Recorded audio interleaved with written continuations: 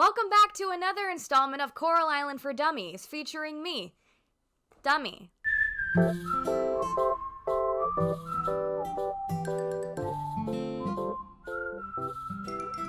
Hello everyone and welcome back to my channel. If you're new here, hi, my name is Payton. It is nice to meet you, it is nice to see you, and welcome to the corner. Coral Island is a game that is filled with a lot of things to do, and this is only the early access version, so I imagine there'll be even more things to do when the full game is ready. And if you're new to Coral Island, or you're new to farming games in general, there may be some things that you're missing when you're playing Coral Island, specifically because the game has a lot of secrets that it doesn't tell you how to do. And so in today's video, I compiled a list of some things in Coral Island you might just be missing that will help your overall gameplay if you know them. Now, you might know all of these things, and if you do, that's amazing, but if you don't, hey, don't worry, I didn't know a lot of these things either, so we're in this together. But before we get into it, please be sure to click the lovely little like button, as well as subscribe for more cozy, chaotic content like this. Okay, I'll shut up, and let's get into it. The first one, I felt so stupid.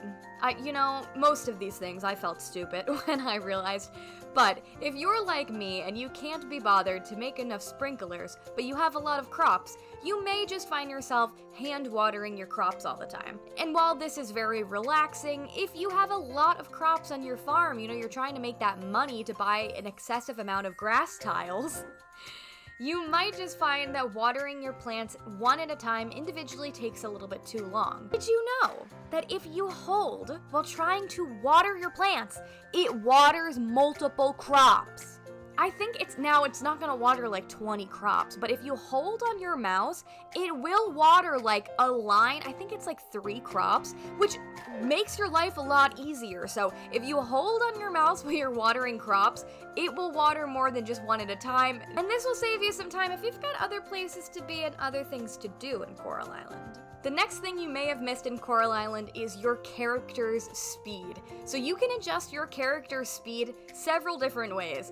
If you're like me and you're chaotic, you can just keep clicking the spacebar to dash your character farther and go a little bit faster. However, you can also go into your settings to toggle making your character run. By doing this, all you need to do is click Shift and then release, and then have your character go. And you're not gonna hold Shift while you have your character walk. You're going to click Shift and then have your character go. And that is how you make your character go faster. For so long, I thought I was doing something wrong because I was holding Shift and having my character go, and I wasn't going any faster. But if you click Shift after toggling your settings, you can go faster, or you could just go with the good old spacebar. Now, a few of these things you might know if you've played Stardew Valley specifically. I haven't played that much of Stardew, so I didn't know some of these things, but they were pointed out to me.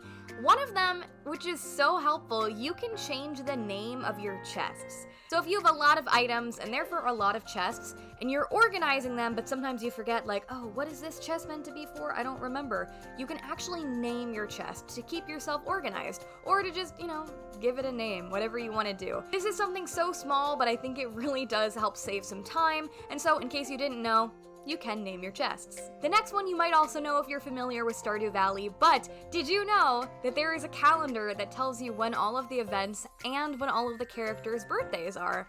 In Coral Island, right now you can purchase a calendar. However, I believe in early access it is bugged, so you can't actually use your own calendar. But you can go to the community center to see the calendar, and it's gonna show you all of the festivals, and more importantly, all of the NPCs' birthdays. And if you give a character a gift on their birthday that they like, that's gonna help you get more hearts with them and, become better friends or become better romance partners with. If you haven't already checked it out, please be sure to go check out the calendar to see what's going on in Coral Island. Going off of that, talking about the character specifically, something I didn't know is when you're looking at the page that shows you all of the characters and the hearts, you can click on the characters and get more information. I had no idea this was a thing.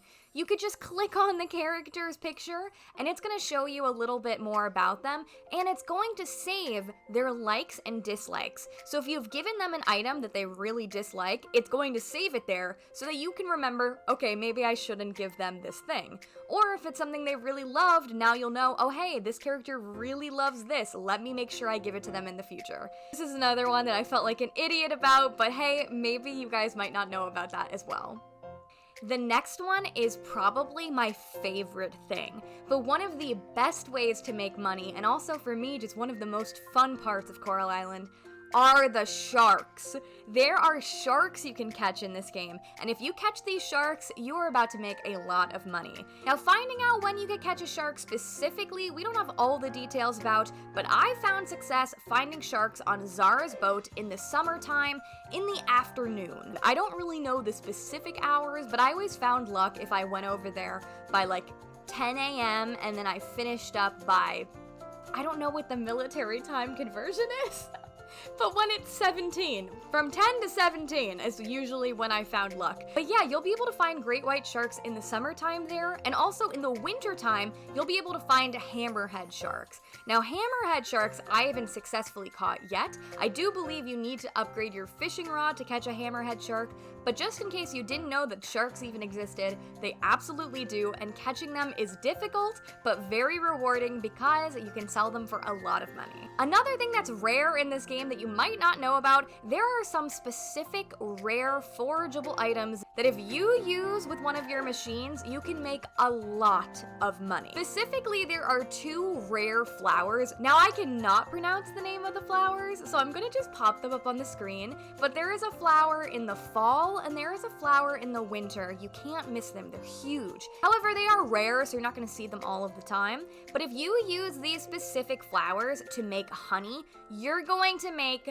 so much money. So in the fall and winter time especially, make sure you do some late night foraging, as finding these flowers can help you get on your way to becoming a Coral Island millionaire. And the last thing you might have missed is when you go to the mines, sometimes you'll see there is a little crack on the ground. Now, if you hit that crack that is on the ground and you follow the crack, you'll actually be able to get extra bronze ore, which is super helpful because sometimes you're just going to the mines just to get that ore and ditch. So being able to find those cracks is super helpful, as well as there are also like crates and also ceramic glass kind of things in the mines. If you hit those items, sometimes you can be given some additional resources. Something little, but I think it can be very beneficial if you really need some resources. And there you guys have it. Those were just a few things you might have missed in your gameplay of Coral Island that I think will help your overall quality of life in the game if you know about it. Thank you guys so much for watching this video. Please let me know down below,